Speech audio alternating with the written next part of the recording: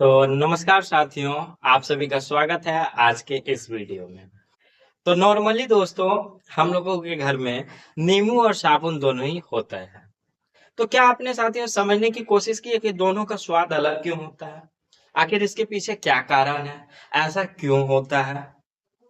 तो आइए आज हम इसी को समझेंगे कि इसके पीछे क्या साइंस है, आखिर क्यों इस प्रकार से होता है, दोनों का स्वाद अलग अलग क्यों होता है। तो आइए आज हम समझेंगे, क्या समझेंगे? आज हम समझेंगे अम्ल एवं क्षार को समझेंगे, जो कि आपके परीक्षा के दृष्टिकोण से बेहद ही महत्वपूर्ण है। तो आइए समझने की कोशिश करते हैं। तो अम्ल का क्या गुण होता है? यह स्वाद में खट्टे होते हैं। यह स्वाद में कैसे होते हैं? यह स्वाद में खट्टे होते हैं, जैसे इमली और नींबू। ठीक है। यह सबसे जरूरी है। क्या सबसे जरूरी है? Litmus test. लिटमस टेस्ट जो होता है वह सबसे जरूरी है। क्यों सबसे जरूरी है? अम्ल नीले लिटमस पत्र को लाल कर देता है। अम्ल क्या कर देता है? जो नीला लिटमस पत्र होता है उसको लाल कर देता है। अच्छा, इसको याद रखने का क्या ट्रिक है? तो साधारण सी है, ए बी आर। क्या है? A B R. ए से एसिड, बी से ब्लू, आर से रेड। यानी एसिड क्या कर देता है? ब्लू से लाल कर देता है। ठीक है। अब क्या है? आयन। जल में घुलने पर यह H+ आयन देता है। क्या है? आयन देता है। अच्छा साथियों, ये आयन होता क्या है? तो साइंस की भाषा में हम लोग आयन को कैसे समझेंगे?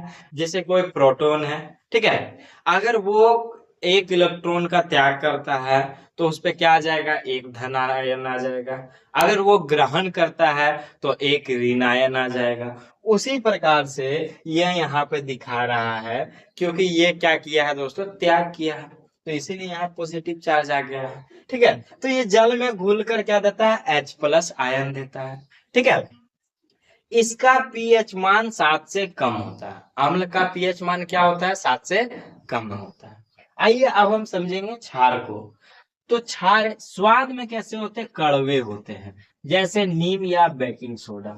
कैसा होता है इसका स्वाद? कड़वा होता है। स्पर्श, इन्हें छूने पर साबुन जैसा महसूस होता है। साबुन कैसा? चिकना। जब आप छूते होंगे तो एकदम हाथ से फिसल जाता होगा। ठीक है। तो लिटमस टेस्ट ये क्या कर देता है? लाल लिटमस को नीला कर देता है। क्या कर देता है? जो लिटमस पत्र रहता है वो लाल रहता है, लेकिन उसको क्या कर देता है? नीला। तो इसको याद करेंगे। B R B. बी से क्या हो गया? बेस हो गया। आर से क्या हो गया? रेड हो गया। और बी से क्या हो गया? ब्लू हो गया। ठीक है। तो ये क्या कर देता है कि ये क्षार को क्या कर देता है? लाल से क्या कर देता है? ब्लू कर देता है। ठीक है।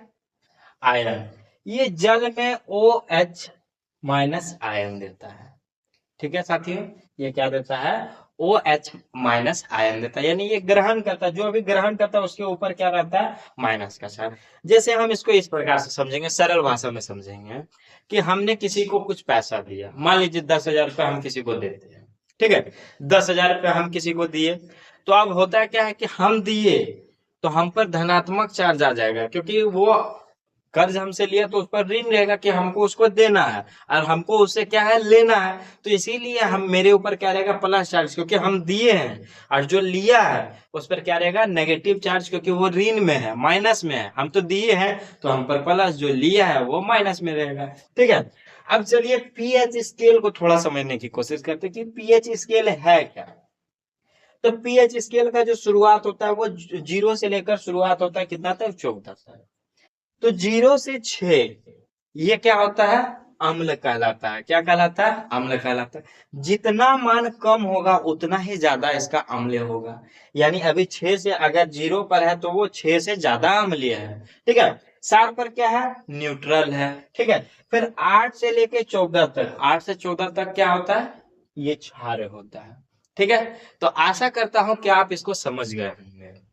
तो अगर आपको हमारा ये वीडियो अच्छा लगा हो तो YouTube पे देख रहे हैं तो चैनल को सब्सक्राइब कर लें।